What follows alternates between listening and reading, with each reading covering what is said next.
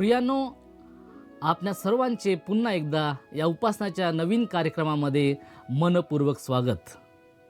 मागील भागात आपण पाहिले की देवाने याकोब आणि त्याच्या कुटुंबाची दुष्काळाच्या काळातही काळजी घेतली आणि त्यांना सुरक्षित ठेवले. आजच्या भागात आपण पाहणार आहोत की याकोब आपल्या जीवनाच्या शेवटच्या काळात योसेफाच्या मुलांना मनशे आणि एफ्राईम यांना आशीर्वाद देतो. विशेष म्हणजे तो लहान असलेल्या एफ्राईम मोठ्यापेक्षा अधिक आशीर्वाद देतो, ज्यातून देवाची निवड आणि त्याची योजना मानवी परंपरेपेक्षा वेगळी असते हे दिसून येते. त्यानंतर याकोब आपल्या मुलांना आशीर्वाद देताना त्यांच्या जीवनाविषयी आणि स्वभावाविषयी महत्त्वपूर्ण गोष्टी सांगतो. या अध्यायात आपण पाहतो की आध्यात्मिक वारसा, देवाची निवड आणि आशीर्वाद यांचे महत्त्व किती मोठे आहे. चला तर मग आजच्या या गहन आणि आशीर्वादित वचनाकडे आपण लक्ष देऊया.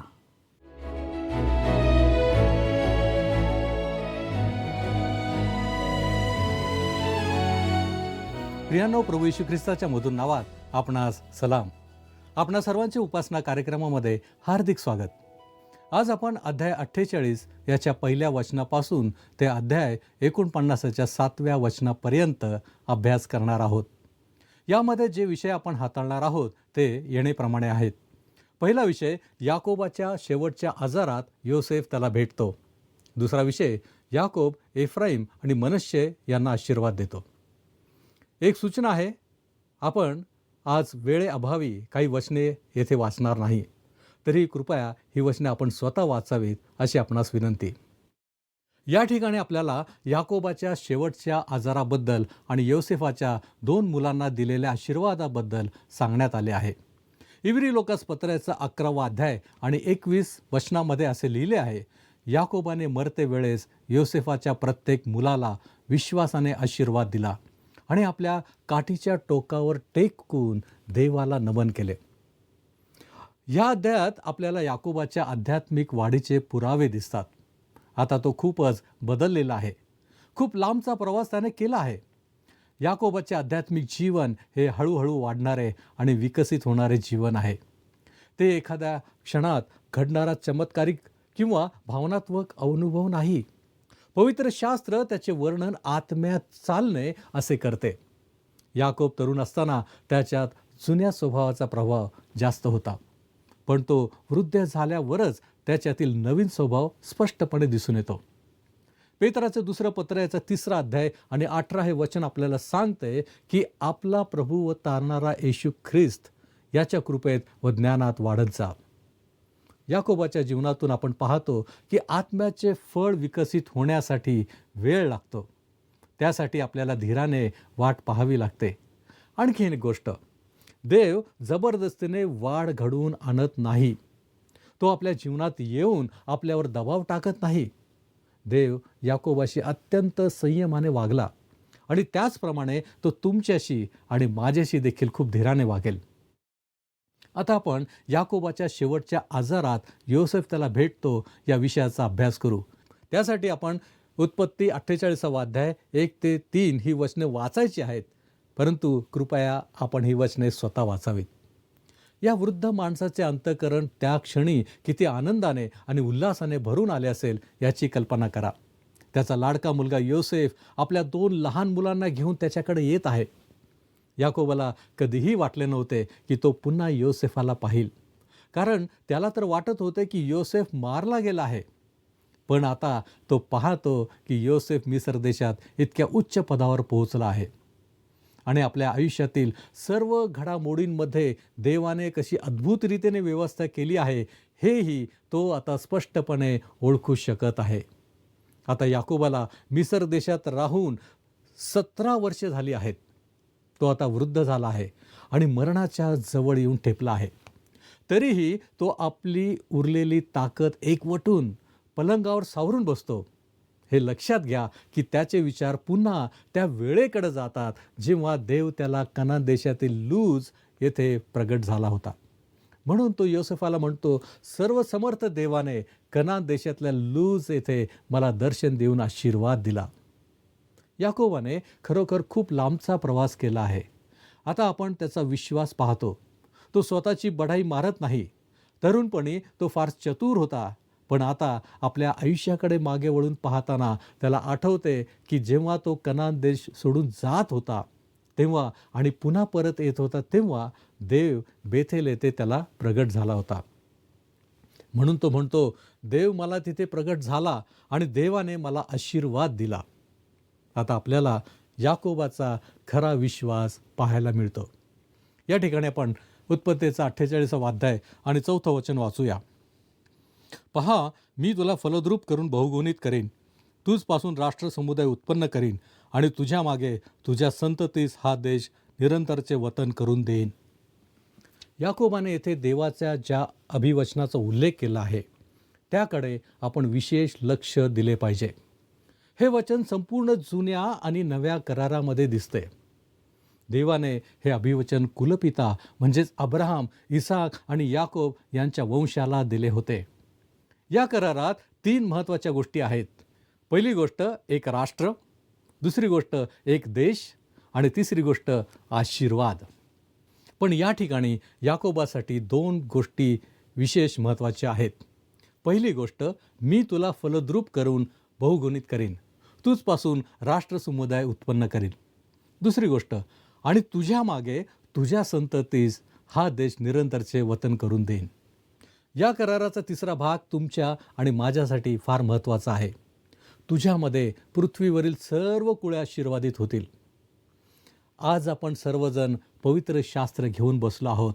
याचे कारण हेच आहे की देवाने हजारो वर्षापूर्वी दिलेल्या या अभिवचनांपैकी 2 भाग पूर्ण केले आहेत, पण अजून एक भाग पूर्ण व्हायचा आहे.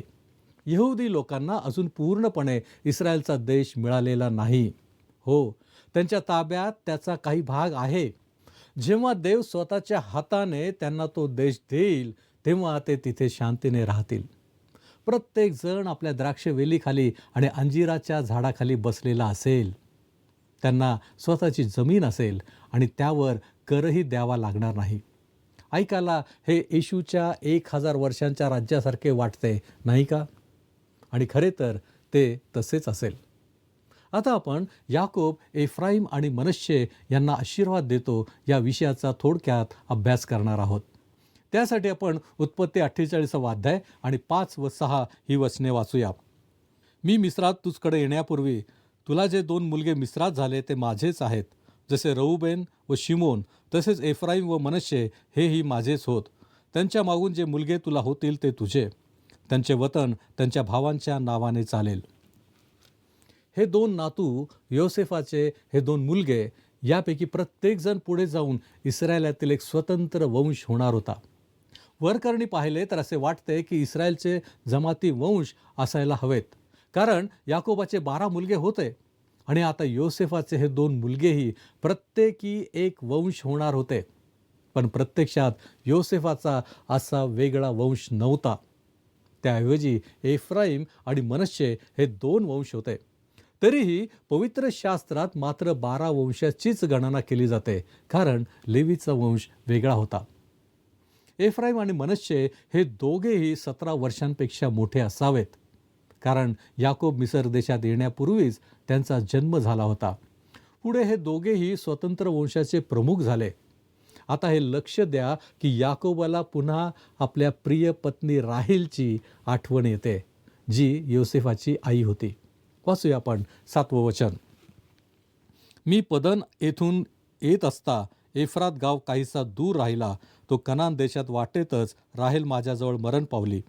एफ्रात म्हणजे बेतलेहेम याच्या वाटेवर तिला पुरिले.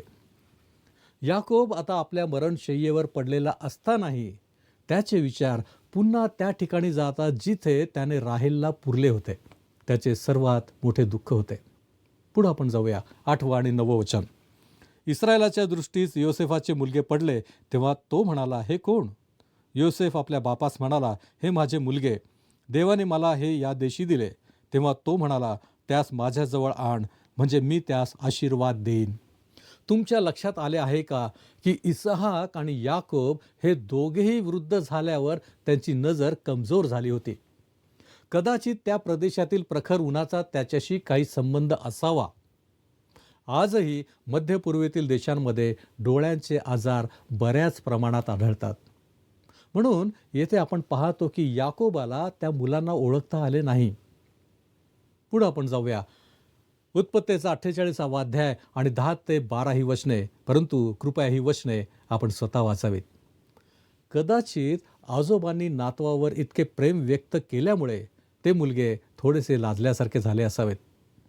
आजोबांनी त्यांच्यावर भरभरून प्रेम व्यक्त केले तेव्हा ते दोन्ही मुलगे जणू थोडेसे त्याच्या हातून सुटून बाजूला होण्याचा प्रयत्न करीत होते असे दिसते. पुढे आपण जाऊया. 13वं वचन. मग त्या दोघांस एफ्राईमास आपल्या उजव्या हाती म्हणजे इस्रायलाच्या डावीकडे आणि मनश्शेस आपल्या डाव्या हाती म्हणजे इस्रायलाच्या उजवीकडे असे धरून त्याच्या जवळ नेले. योसेफ त्या दोन्ही मुलांना त्यांच्या आजोबांकडे घेऊन येत आहे, जेणेकरून याकोब त्यांना आशीर्वाद देईल. इस्रायलच्या उजव्या हातासमोर जो मुलगा उभा आहे त्यालाच पहिल्या क्रमांकाचा मान मिळणार होता. पुढे आपण जाऊया. 14वं वचन. इस्रायलाने आपला उजवा हात पुढे करून एफ्राईमाच्या म्हणजे धाकट्याच्या मस्तकी ठेविला आणि आपला डावा हात मनश्शेच्या मस्तकी ठेविला. त्याने आपले हात उजवे डावे केले. मनश्शे तर ज्येष्ठ होता. एफ्राईम पुढे जाऊन मनश्शेवर नेतृत्व करणार होता. इथे काय घडले हे तुमच्या लक्षात येते का? याकोबाला नीट दिसत नव्हते, तरीही योसेफ काय करत आहे हे त्याला समजले. योसेफ मोठ्या मुलाला याकोबाच्या उजवीकडे उभा करत होता, तर धाकट्या मुलाला डावीकडे उभे करत होता.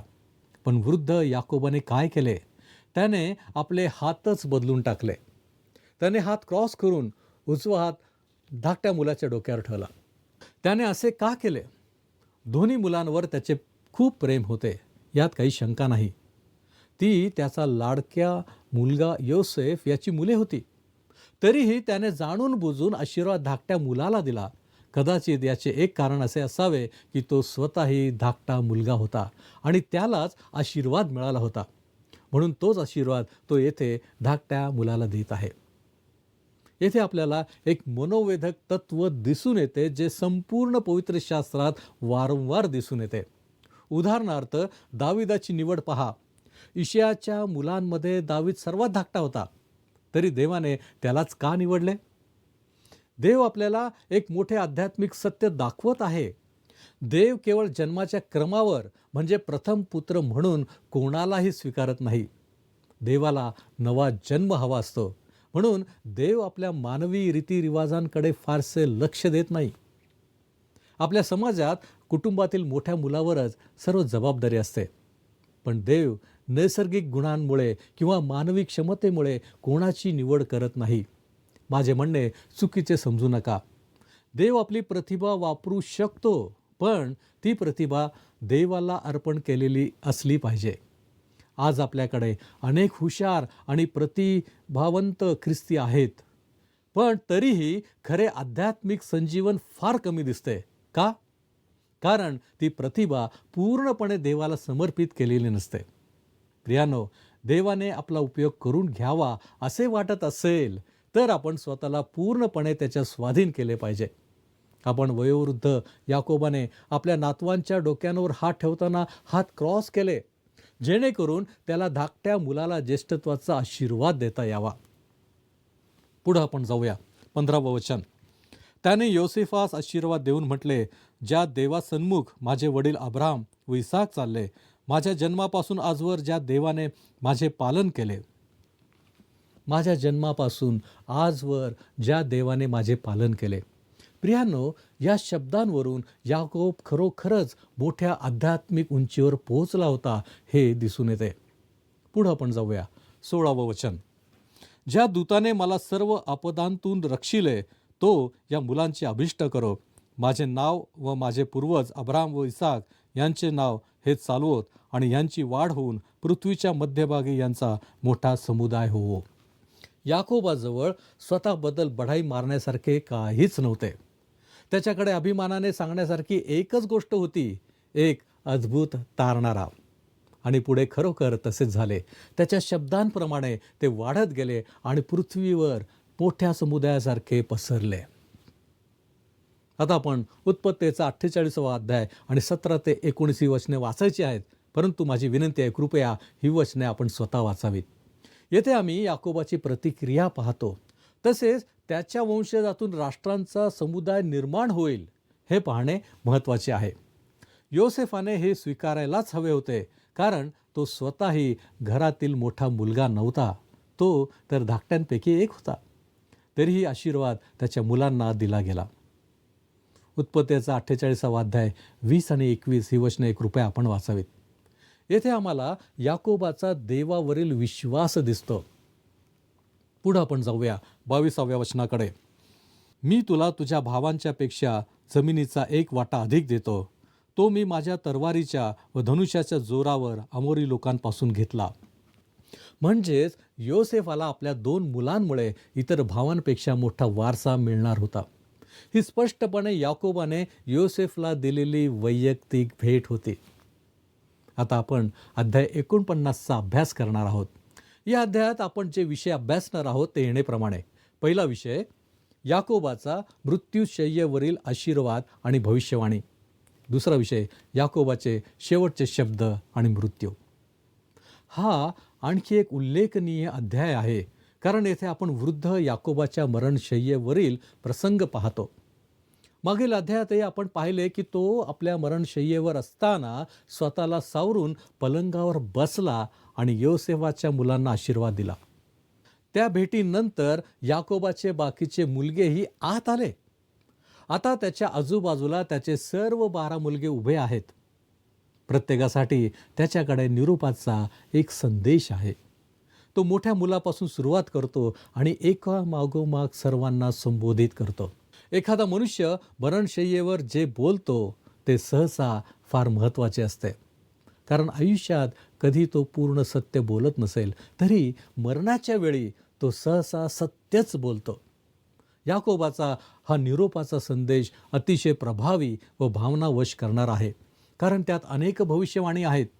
याकोबाचे हे 12 मुलगे पुढे जेव्हा वंश बनतील तेव्हा त्यांचे काय होईल हे तो त्यात सांगतो.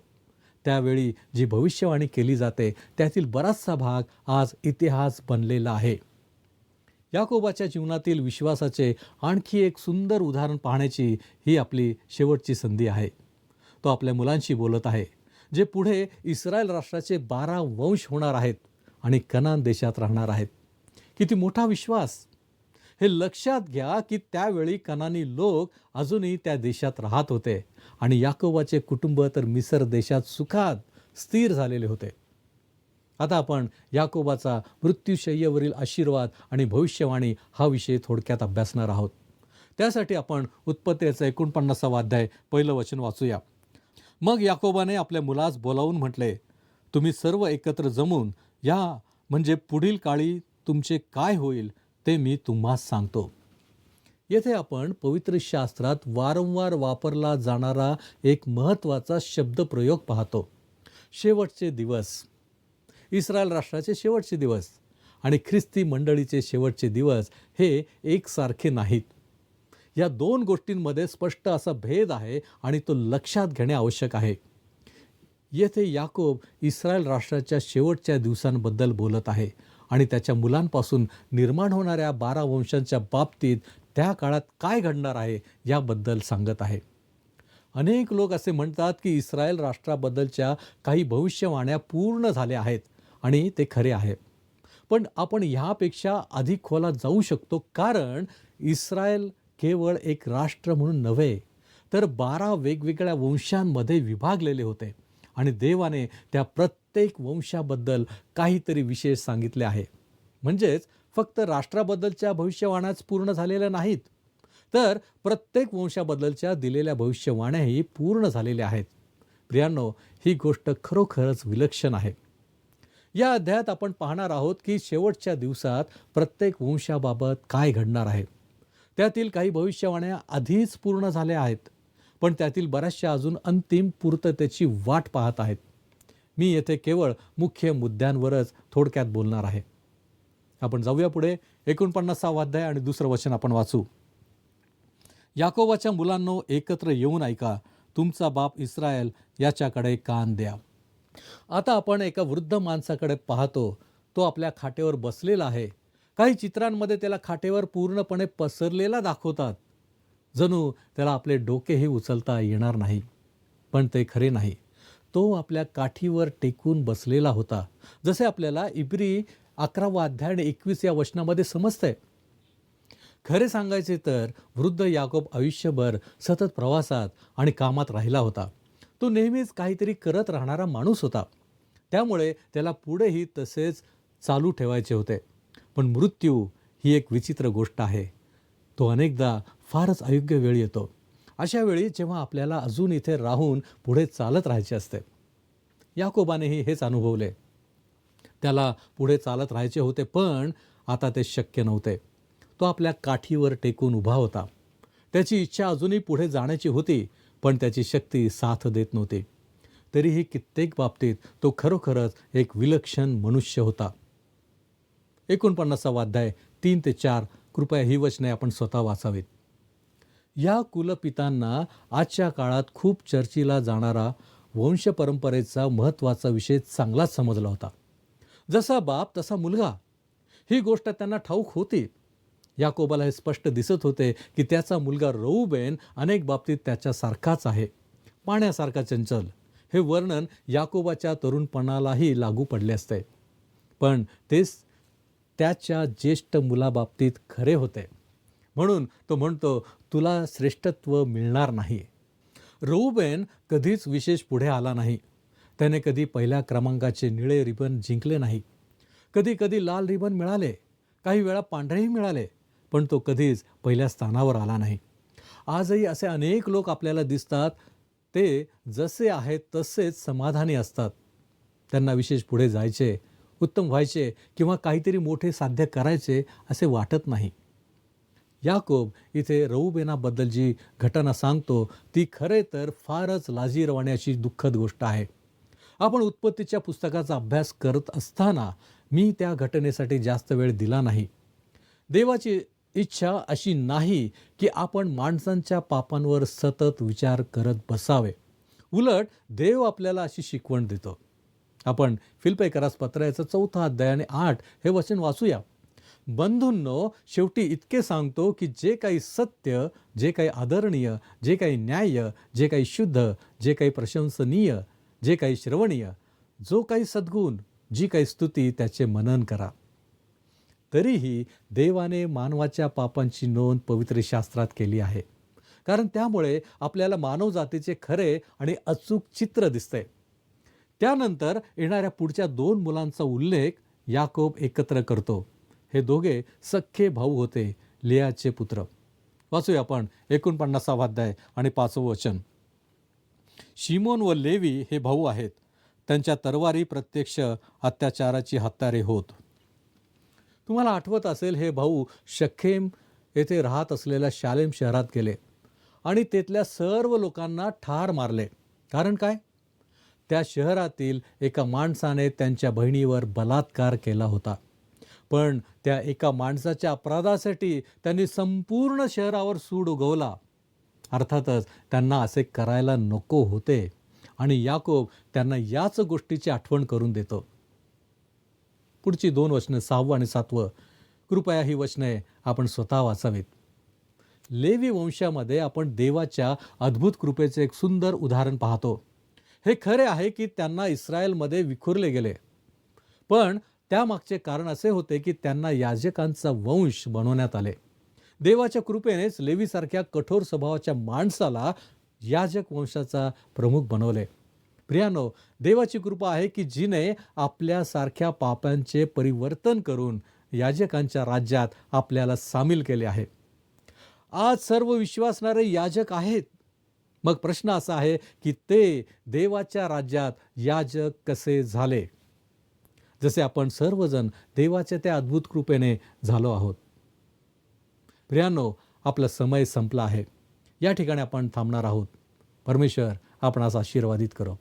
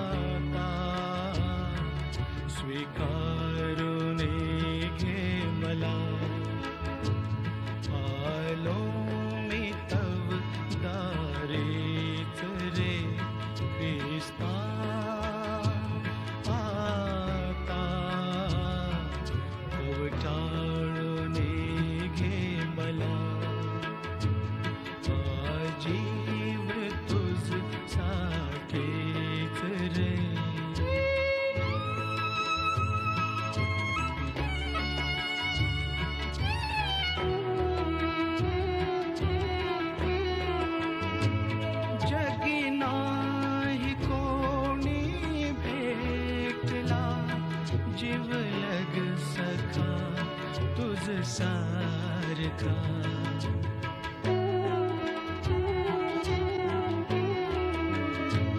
जगी नाही कोणी भेटला जीवलग सखा तुझ सारखा. भारावणे मन जाय रे ख्रिस्ता बघता निस्वार्थ तव प्रेमा. हा जीव तुझ साठीच रे. प्रियांनो, आजच्या संदेशातून आपण शिकलो की देवाची निवड आणि त्याची योजना मानवी विचारांपेक्षा वेगळी असते. याकोबाने आपल्या मुलांना आशीर्वाद देताना त्यांच्या जीवनाचा आरसा दाखवला. काहींना आशीर्वाद मिळाले तर काहींना त्यांच्या कृतीनुसार इशारे मिळाले. या भागातून आपण एक महत्त्वाचा धडा शिकतो. आपले जीवन आणि आपले निर्णय आपल्या भविष्यावर परिणाम करतात. त्यामुळे आपण देवाच्या मार्गावर चालून योग्य जीवन जगणे आवश्यक आहे. तसेच आपण आपल्या पुढच्या पिढीला आध्यात्मिक वारसा देणे किती महत्त्वाचे आहे हेही या अध्यायातून शिकतो. पुढील भागात आपण पाहू की याकोब आपल्या सर्व मुलांना अंतिम आशीर्वाद देतो आणि त्याच्या जीवनाचा शेवट कसा होतो. तोपर्यंत देवाच्या आशीर्वादात राहा. धन्यवाद.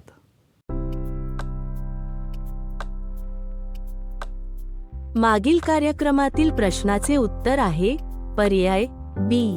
कनान देश सोडल्यावर योसेफाचे भाऊ मिसरमध्ये गोशेन प्रांतात राहिले. आजचा प्रश्न, योसेफाच्या धाकट्या मुलाचे नाव काय होते? ए. Manasseh, B. बन्यामीन, सी. Ephraim, D. रऊबेन.